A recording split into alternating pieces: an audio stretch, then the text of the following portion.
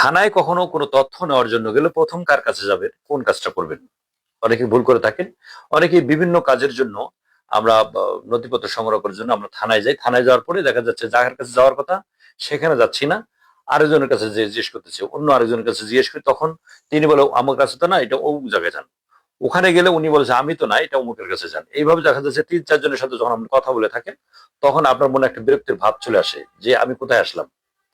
থানা হচ্ছে একটা তথ্য পাওয়ার জায়গা। আপনি থানায় আসছি সেবা নেওয়ার জন্য। আমি সেবা তো পাচ্ছি না, বরং উল্টা হয়রানি হচ্ছে। এরকম আজকে আজকে থানায় একজন আমাকে বলেই ফেলছে যে ভাই কোথায় আসলাম? এখানে ডিটি অফিসের কাছে বললাম, উনি বললো ওজি স্যার আছে, ওজি স্যারের কাছে যান। ওজি স্যার তো নাই। ওখানে গেলাম, বলে যে পরে আসেন। এটা কি রে ভাই? আসলে আপনি জানেন না, উনি জানেন না তাই এই কথাটা বলছেন। আসলে নিজেরও কষ্ট লাগে যে আপনি যখন না বুঝেই মন্তব্য করেন তখন নিজেরও কষ্ট লাগে। থানায় গেলে প্রথম যে কাজটা করবেন, যদি আপনি কোনো মামলা সংক্রান্ত তথ্য নিতে চান, সেটা হলো থানার মামলা হইতে পারে, কোর্টের মামলা হইতে পারে। কোর্টে একটা মামলা করছেন, এবার অন্য একজন একটা মামলা করছে, এটা আপনি জানতে চাচ্ছেন, অথবা আপনার আত্মীয় একটা মামলা করছে, ওই মামলার নাম্বারটা জানতে চাচ্ছেন, অথবা আপনার পরিবারের লোকজনের নামে মামলা করছে, অমুক একটা মামলা করছে, সেই সম্পর্কে জানবেন, এই মামলার কপিটি সংগ্রহ করবেন।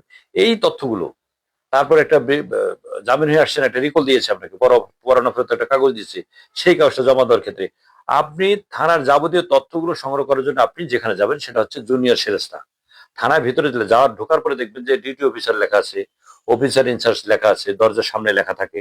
আবার লেখা যায় যে ইন্সপেক্টর তদন্ত লেখা থাকে, ইন্সপেক্টর অপারেশন লেখা থাকে, জুনিয়র সেরেস্তে লেখা থাকে, কমিউনিটি পুলিশিং অফিস লেখা থাকে, এসআই দের কক্ষ লেখা থাকে, এএসআই দের কক্ষ লেখা থাকে।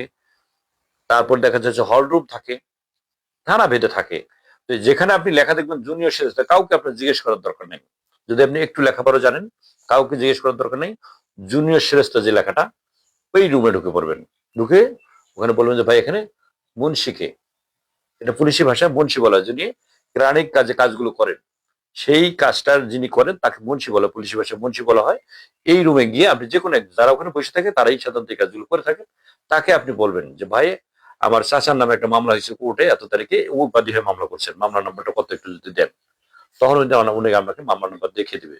যদি মনে করেন আপনার একটা ভাইয়ের নামে একটা মামলা হয়েছে, থানায় একটা মামলা হয়েছে গত পরশুদিন বা কয়েকদিন একটা মামলা হয়েছে, সেই মামলার কপিটা আপনি সংগ্রহ করবেন, নিতে পারবেন, ওনার সাথে যোগাযোগ করবেন। কিন্তু আপনি যদি প্রকৃত তথ্য তাকে দিতে না পারে, সেক্ষেত্রে কিন্তু আপনি কাগজটা পাবেন না। আপনাকে বলতে হবে কত তারিখে মামলা হয়েছে, মামলার বাদীটা কে, অন্তত এতটুকু বলতে, মামলা নাম্বার বলতে না পারলেও কত তারিখে মামলা হয়েছে, মামলার বাদী কে, এতটুকু বলতে হবে। যদি আপনি কিছুই জানেন না, শুনছেন মামলা হয়েছে, তাহলে কিন্তু উনি দিতে পারবেন না, উনি আপনাকে ব্যাক করে দিবে। আর ব্যাক করে দেওয়ার সাথে সাথে আপনি আবার মন্তব্য করবেন যে আমি গেলাম, আমাকে কোনো সেবাই দিল না, কোনো তথ্য দিল না আমাকে। এটা হচ্ছে যদি কোনো তথ্য সংগ্রহ করতে যান ওখানে যাবেন। এখন আপনি থানায় গেছেন, একজন অফিসারের দরকার, সেই অফিসার আপনাকে কল দিয়েছে, আপনার বাড়িতে গিয়েছিল, তার নাম্বারটা আপনার কাছে নাই, শুধু নাম জানেন। এই অফিসারদের নামের তালিকাটা, যিনি ডিউটি অফিসার থাকেন, এখানে লেখা আছে দরজায় ডিউটি অফিসার, এই ডিউটি অফিসার 24 ঘন্টা একজন থাকেন। আপনি তার কাছে, তার সামনে দেখবেন যে টেবিলের উপরে একটা চার্ট দেওয়া আছে, সকল অফিসারের নামের একটা তালিকা দেওয়া আছে। আপনার কাঙ্ক্ষিত যিনি অফিসার, যাকে আপনি খুঁজতেছেন, তার নাম্বারটা ওখান থেকে আপনি সংগ্রহ করবেন। এখন দেখা যাচ্ছে যে আপনি জাহাঙ্গীর নামে একজন অফিসারের কাছে আসছেন, জাহাঙ্গীর আছে 3 জন বা 4 জন। সেক্ষেত্রে আপনি ডিউটি অফিসার যিনি আছে তাকে আপনি তার বর্ণনা দিবেন, অথবা যদি বিট অফিসার হিসেবে পড়ে থাকে কোন বিটের অফিসার, সেটাও উনি বলে দিতে পারবেন। আপনার তথ্যগুলো আপনি এখানে শেয়ার করবেন। এখন আপনি ওসি সাহেবের সাথে দেখা করবেন। ওসি সাহেবের সাথে দেখা করতে গেলে বাংলাদেশে এখন কোথাও কোনো পারমিশন লাগে না, যেখানে লেখা আছে অফিসার ইনচার্জ, ঢুকে পড়বেন, কোনো সমস্যা নেই।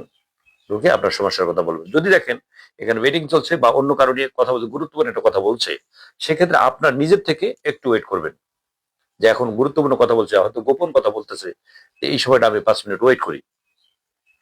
তা নাহলে হয় কি, এমন একটা কথা বলতেছে অনেক গুরুত্বপূর্ণ কথা, সেক্ষেত্রে ওই কথাটা আপনি শুনলেও সমস্যা হইতে পারে।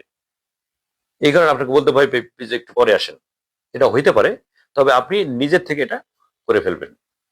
তা নাহলে কিন্তু এই যে যদি আপনি আপনার আহ, কাজের মধ্যে যদি একটু একটু ভুল ভ্রান্তি থাকে, সেক্ষেত্রে কষ্টটা আপনি পাবেন নিজের থেকেই।